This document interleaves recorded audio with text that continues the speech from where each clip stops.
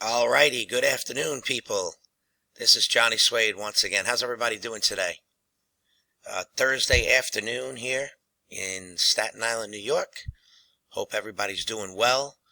We've got rain here. What seems to be an endless supply of rain coming down. I certainly can't imagine I could hear that the reservoirs are drying up and we're going to have any kind of water shortage anytime here soon. But better days ahead, with the weather and many other things, and keeping positive. Uh, do some little training today with you. I'm going to share my screen here right now. I'm just looking at my Facebook fan page, which is the Follow My Mentor. You guys want to check that out? Follow my Johnny Swade's Follow My Mentor. You can go ahead and type that in there and check out what we got. We offer some value every day. Uh, but what I wanted to talk to you about today was having conversations with people, uh, basically trying to expose them to your business. Now, you don't want to go into a cold conversation with somebody, just start up and just talk to them straight away about business, because you're going to look like you're just a salesman. And people don't, they don't basically join salesmen. Okay, they join people that they like and trust, and people that they think can teach them and train them and help them. All right, so just like you establish rapport with the person you meet the first time, basically anywhere when it has nothing to do with business or sales, you should be doing the same thing when you're meeting people online. And there are several different scripts out there and kind of like guides that you can follow. And I never recommend. Even when you do have a script, following it letter to letter. You want it to all sound natural, but you want to go ahead and go over it and practice it and come up with different ways to say the different lines in there. And you just honestly want to be establishing connections with people, and a friendship, and that's how you have to do it to for it to work. So I'm going to go here to this document here that I had created, and this is a pretty simple way to do it. There's a total of 7 uh, questions on here, and this starts right from when you first meet somebody. Let's say it's on Messenger on Facebook, and you can take it all the way through right into bringing up your opportunity if the person is interested. So it starts out with something simple here, like you're talking to somebody, and hey, so how's it going today? You know, let that person talk and let you know how they're doing, what they're thinking. You converse the same way, and you want to go ahead and say, so hey, what do you do for work? Again, let the person tell you what it is they do. Not only what it is they do, usually they're going to expound on that. They're not just going to say, hey, I work construction. They're going to tell you, I work construction, and probably more specific what they actually do with construction. And they may tell you a little bit about, hours and things like that. But just generally let the conversation flow. Hey, construction, wow, that sounds like tough work. Do you like that or whatever? Anyway, that would be just the initial guideline there, and then you'd go into, so how'd you get into that field? Let them start talking about the origins of that. Is it something? Is it a field that required a degree? That required them to go to college? Did it require them to go to a technical school? Did it require on-the-job training? Is it something that they got from a family member or a friend that introduced them into that? Is it something that they've been looking at their whole lives? There's a world of things that can come up when this question is asked that will get the person talking, and that's what you want to do. You want to be listening most of the time. You listen most of the time, let them do the talking so you can learn more about them. People like people that listen to them more and talk less. That's just generally how it is. If you think about it, you're probably the same way. You'd rather have people listening to you when you have something to say. After they finished speaking about that, you'd go into, so, what are your goals? What are you looking to accomplish? Usually people have goals, even if they don't have them written down, which is what we want to do. You always want to have your goals written down. You know better. You need to look at them every day and remind yourself of what the goals are, and make sure that you're constantly striving to achieve those goals. But you want to go ahead and ask them what their goals are and what they're looking to accomplish, and let them, expound on that and talk about, even if they don't have them written down, what it is, they're trying to do. Usually people, it may be something in the current work or business they're in that they're trying to move up, or they're just, they're working toward, gaining a bonus, or maybe they're working toward moving into another field. They'll certainly let you know, and you need to ask questions. If they come in and say, "Hey, I'm trying to move up into the next position, a lieutenant's position," let's just say, for example, you want to ask why. Why would you want to move up into that position? For some people, it's going to be, yes, it's going to be more money. For some people, it's going to be, hey, I'm going to have more authority. For some people, it's going to be, I'm going to have more time. Freedom. I'm going to be able to make, my own decisions there. Whatever it is, get them talking, because you want to find out the goals. And in many cases, they're going to tell you that the goals are just to try to make more money. And making more money gives you many things. It just doesn't only give you money.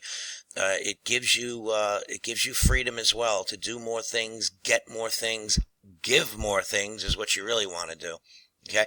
After that, you'd say, what are you most concerned about? And obviously, that's really pertaining to what they're concerned about in reference to what they were trying to accomplish. If they're trying to move up into the lieutenant's position, what are you concerned about? Is there an exam that you're concerned about that's going to get you up there? Is it the amount of extra work that comes along with it, or responsibility that comes along with it? Get them talking about that too. And again, listening and learning, and asking follow-up questions when they're talking about that. Here's a very important one, okay? How would achieving that goal impact you personally? And again, you want to hear them say exactly how achieving the goal is going to affect them. For example, they wanted to make more money. They just want to find a way to make more money than they're making currently. Well, how would making more money impact you personally? Let them talk about what it means to them. What is the reason to them they want to make more money? I can tell you from sales training that, they ask you to uncover people's wants and needs. But then when you uncover what people's wants and needs are, we need to ask for what the need behind the need is. And what that means is, what is the actual larger goal or important reason they're trying to accomplish what they're trying to accomplish? So let them talk about, what it actually means to them. When we talk about the need behind the need, when I worked as a recruiter, it used to be, many people would come in and when I asked about wants and needs, they would want, to go to college and a college degree. But that was almost never the actual need behind the need or the larger goal. What was the reason they wanted to go to college and get that degree?